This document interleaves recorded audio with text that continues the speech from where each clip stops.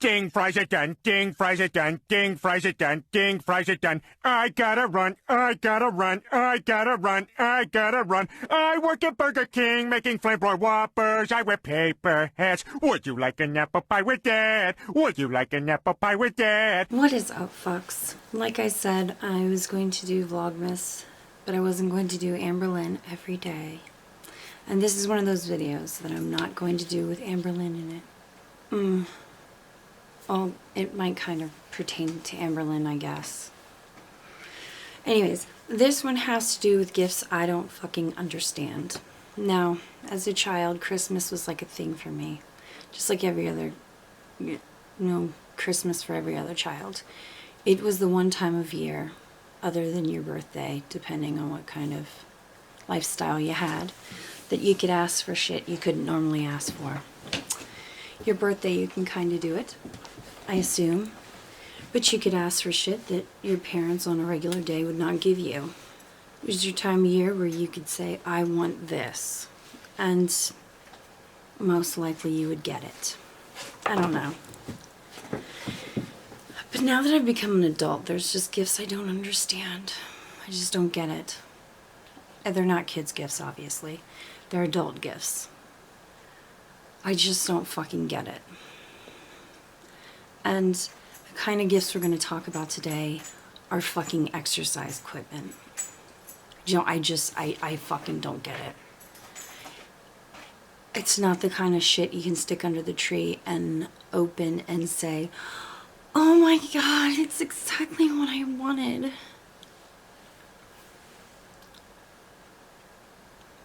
No. Absolutely fucking not. That is not a surprise you can put under my tree that won't get you punched in the face by me. If I didn't ask for it and you put an exercise machine of any kind under my tree, I'm gonna beat you to death with it. I'm sorry, that's how I feel about that. If I ask for it, it's a little bit different. But, yeah, I'll kill you. I will fucking kill you. I just don't understand getting something that's gonna make you do things. It's gonna make you work for it. It's like getting a job underneath the Christmas tree. Oh my god. It's a job. It's something that's going to make me work 5 days a week, maybe 7. And I'm gonna, I don't know, get underappreciated, talked down to, and minimum wage that's not really gonna feed my kids or pay the power bill all at the same time. Oh, honey, thanks. No. That's how I feel exercise equipment is. It's a thing that's going to make you feel underappreciated and just shit on constantly. I just don't understand exercise equipment under the Christmas tree. Someone gets you exercise equipment that you don't ask for. Tell me it's not a sign that they think you're a fat ass. This year's whole new #1 thing is the Peloton.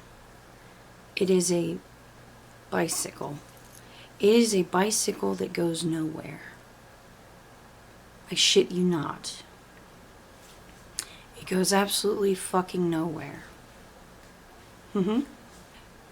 Why don't you get a bicycle? It's cheaper. The Peloton starts at, remember I said that, starts at $2,000. Of course you could chop it up into payments. But who is that for? What is that gonna do? You pay $2,000 and I'm pretty sure that doesn't pay for the service. That little service on the screen. Yeah, you can get live and recorded classes. Spin classes they call them. Where you can watch other idiots in a studio somewhere far, far away cycling with you. Yeah, with an instructor that tells you just keep on, man, keep on, feel the heat, let's go. So yes, you get to watch an asshole on the screen tell you to keep on going when you feel like you're about to have a heart attack. Yeah, no, I'm not feeling it. I don't need someone yelling at me from a studio somewhere. But at $2,000, I want them to say something nice to me on that goddamn screen. I highly doubt they're gonna do that. The commercials seem like really cute, and husband buys his wife that Peloton, and then every day she gets on that damn bike and she videos herself, and then at the next Christmas she shows them it. And let me tell you something, she looks exactly as small as she did when she got the goddamn bike. I don't understand the commercial. The bitch wasn't fat to begin with. I don't get it. I just don't get it. I don't get the commercials. Exercise equipment is one of those things that you give to people who are way too big to last. Never understood exercise equipment. Never did. You give it to them as a kindly reminder that you want them to stick around longer. It turns into a coat rack thereafter. You know, things that won't fit into your closet, or you have to have them hang up. And it's not time to wash them yet, so they're hung on the elliptical. You remember those? They're bikes with the ape hanger handlebars on them. Yep. My mom had one of those. She'd use them every once in a while, but mainly me and my brothers would play on them. See who'd go the fastest. So many times our feet would get caught in it. Just never understood exercise equipment. Even in movies in the late 90s, you would see exercise equipment in the background being used as coat racks. Very rarely would you see them in action movies being used. It would always be the hero in action movies using them. That would let you know that these guys are made of hardened steel. And that's why that they can jump through the air and fire guns and, you know, jump onto moving vehicles and beat up the driver and shit like that. Because they have a treadmill that they use. That's just the way it goes. But everyone else in the known universe uses that treadmill as storage for clothes. Not for anything else. Pretty much. But this year the Peloton bike is supposed to be super special. I wonder how many people are actually going to buy it.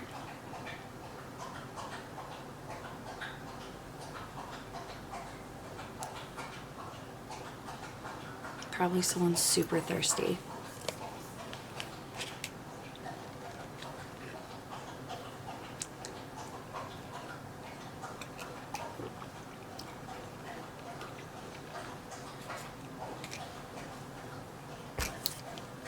What's gonna blow your mind about this is one's drinking and one's dead. Right there.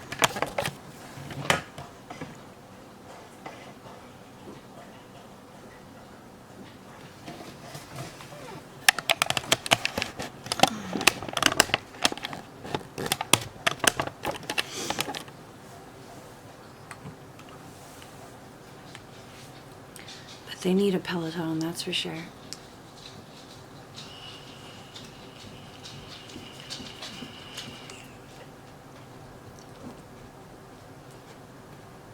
He's back. So, I thought we would look at a Peloton before we jump to conclusions. Let's see what it's like to have a Peloton.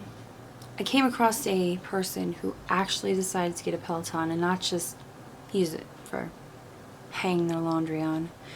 This man decided to go 2 weeks riding the Peloton every single day for 45 minutes. And he checked out his fitness beforehand and after. And so let's look at that.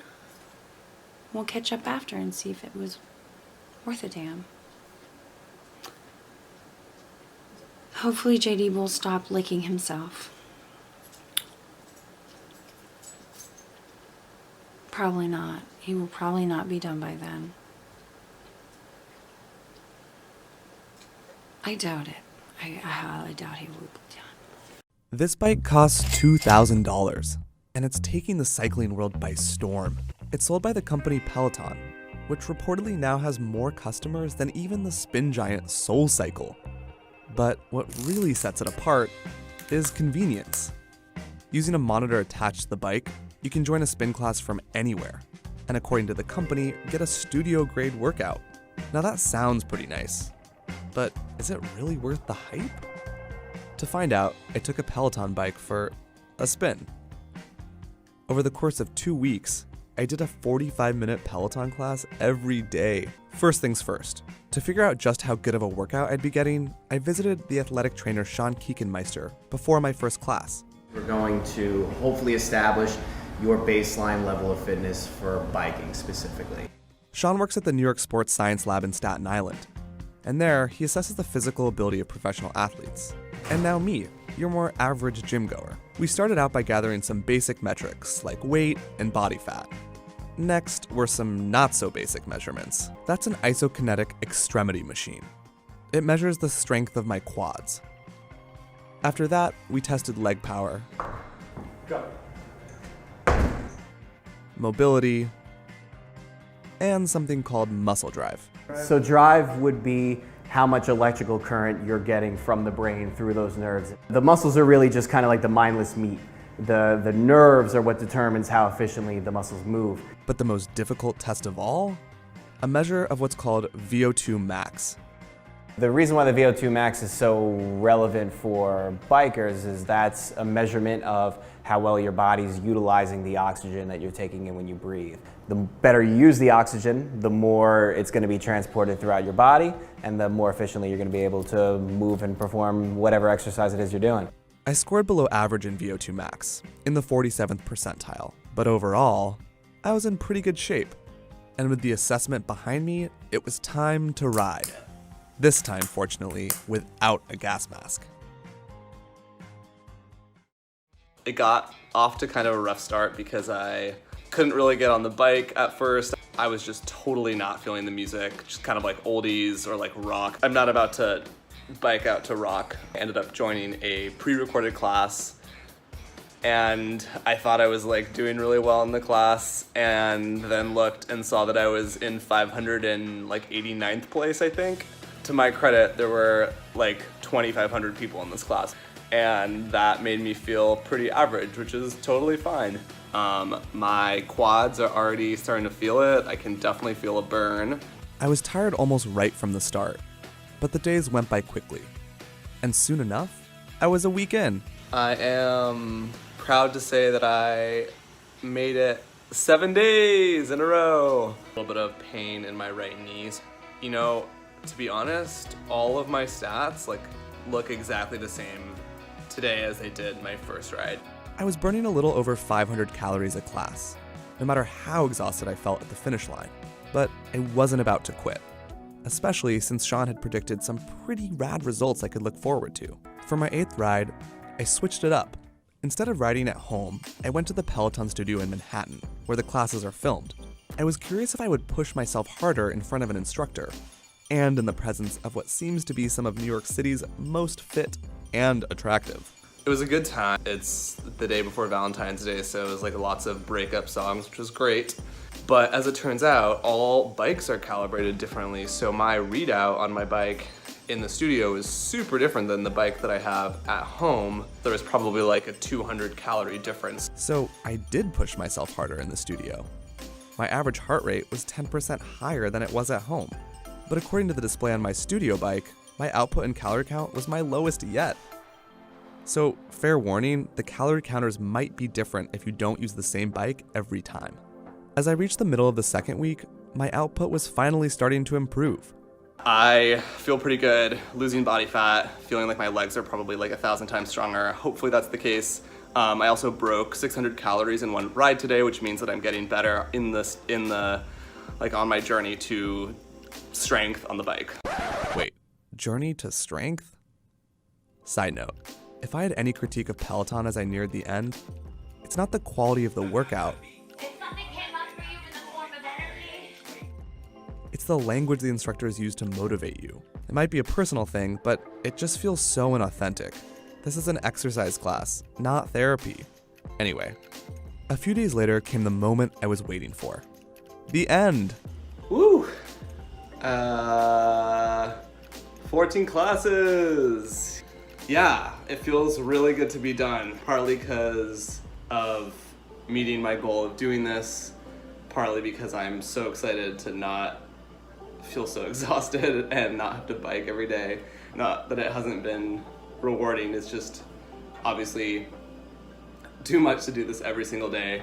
Let's see, 14 workouts, 10.5 hours, 194 miles, 7,745 calories. That was the best output I've gotten so far. I also broke 600 calories in one ride today, which means that I'm getting better. And you can see that I kind of started out really strong and then kind of took a dip and then started working up again. The next day, I returned to the lab for my follow-up assessment.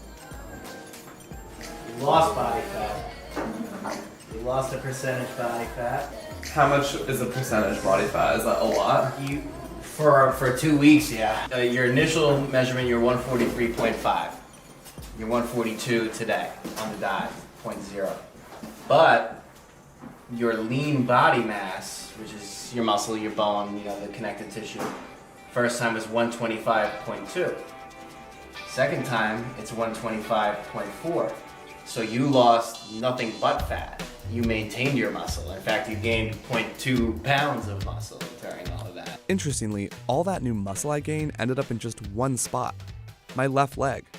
Remember that pain I was talking about in my right knee? Well, I adapted by relying more on my left to pedal, building muscle there as a result. Everywhere else in my body, I actually lost muscle weight. You lost weight in the trunk, you lost weight in your left arm, and you lost weight in your right arm. And that's because I was only doing one type of activity every day. But the biggest change was in my VO2 max. So this was his initial, and this is his new one, where he's ranked on the 79% now. That is incredible. 47 to 79.